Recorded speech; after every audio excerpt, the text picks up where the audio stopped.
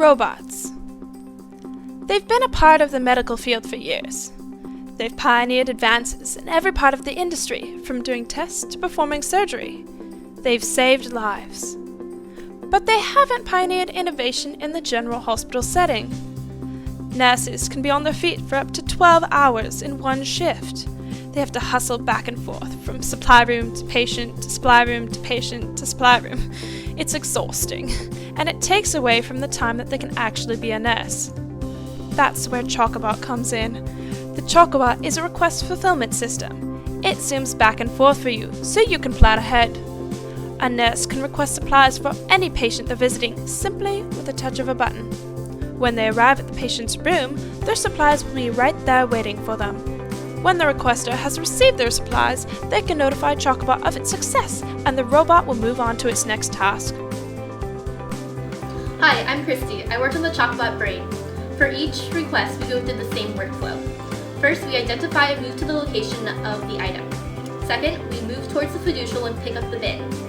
Third, we deliver the item to its final location, and then wait and return the bin. Everything about the Chockabot is designed to make the everyday life of nurses easier.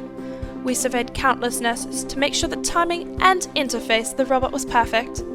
The lifting mechanism was put through 6 different iterations, so we could refine it for the system of supply bins that the hospitals already have. Hi, I'm Cody. I'm Chockabot's arm wrangler. My job was to work on the lifting system, and we really wanted to focus on integrating this into a hospital setting as is.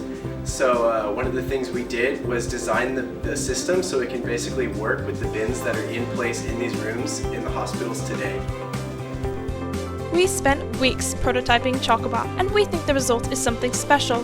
It's so easy for hospitals to set up, it's practically plug and play.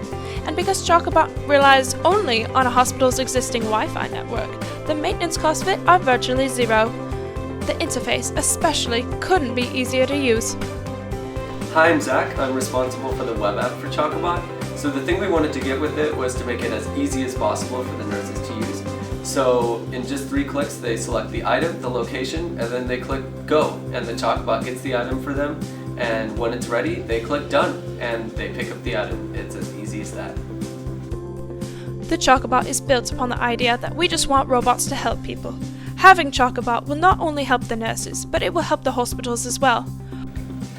I'm Krista Holden, Chockabot's neurosurgeon. Upon cancellation, a job will just be ignored by Chockabot. If Chockabot runs out of jobs to do, it'll just return home for charging. Hospitals can be hectic, busy places. By allowing hospital staff to focus on tasks they were trained to do, the Chockabot can help increase quality of care.